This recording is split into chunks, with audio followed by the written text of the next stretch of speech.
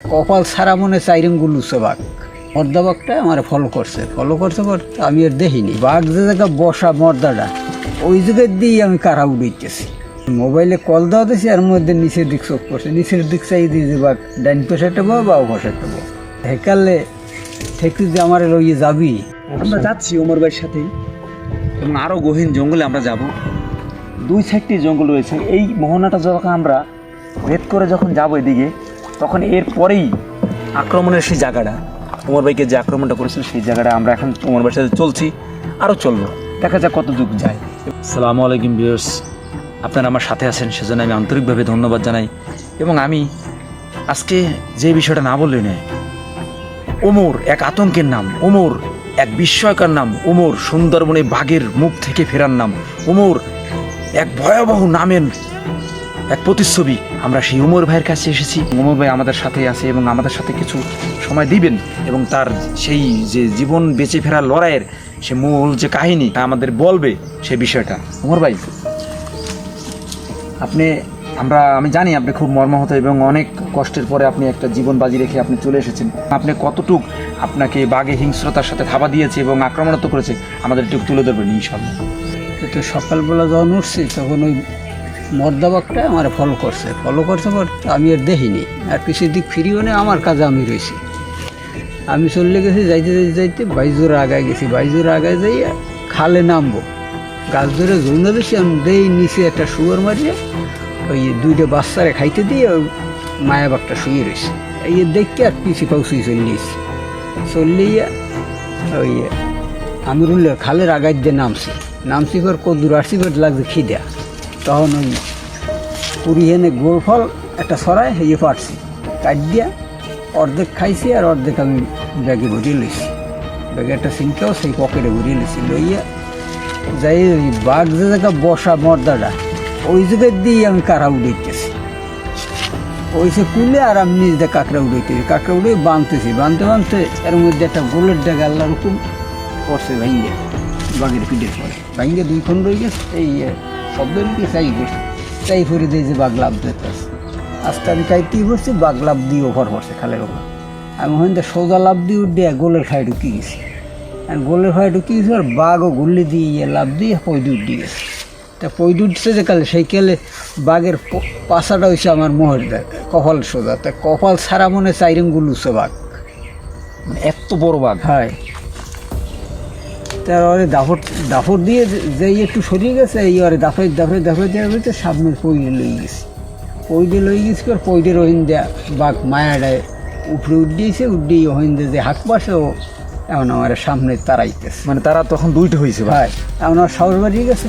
এখন আমি পৌঁছতে এককাল খালের পরে ইয়ে একটা গাছে চড়াডালা গাছ পাইছি, গাছের ফায়ে ঢুকিয়ে যাই আস্তে গইরিয়ে খালে পড়িয়ে দিছি দৌড় ওপর পাড়াইয়ে একটা জোলা পাইছি, জোলা লই পড়িয়ে দৌড় দিছি। দৌড়েই মানে এক জোলায় 3 ফিট ডেঙ্গাইছি। হেকালে ঠেকু যে আমার লইয়ে যাবি। আপনি মনে করেছেন আপনাকে মানে যে কোনোভাবে শিকার করে ফেলবে। এই যে ফিটি যাইয়া ফিটি আর একটা জোলা পাড়াইছি, এই যে বড় গাছ মেলা কয়লা। এরপর একটা গাছ উঠলাম, গাছ দুইয়েতে বেড়ে হই না, এই একাই দৌড়ছি, একাতে আর একলার দাঁড় হইছে আর 5 কেজি আমার কান্দে। এই এলো কীভাবে উঠে গেছে আমি নিজেই বলতে পারবো। এই উঠে যে এককাল মাথায় যখন গেছি, এখন দেখি যে গাছটা লই আমি ঘুরতে আসি, এই ক্লান্ত হয়ে এত ঘুরতেছে। যে আর ওই গাছের ঠালে বইয়া ওই মাথা দিয়ে 2 পাশে 2 ঠাল ধরছি আর 2 ঠালে পাও বাজাই মনে হয় ঘন্টা ধরে শুয়ে রয়েছে।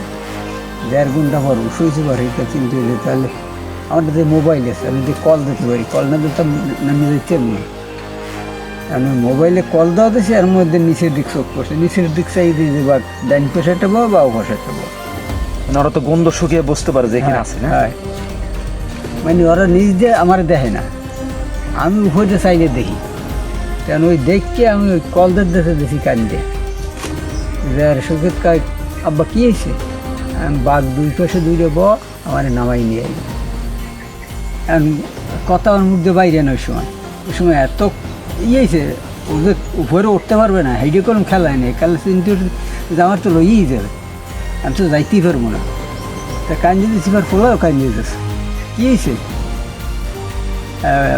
আমি বাঘ দুইটা গাছতলায় বহা তা আমি আমুক মন্দিরা আমার নামাইনি।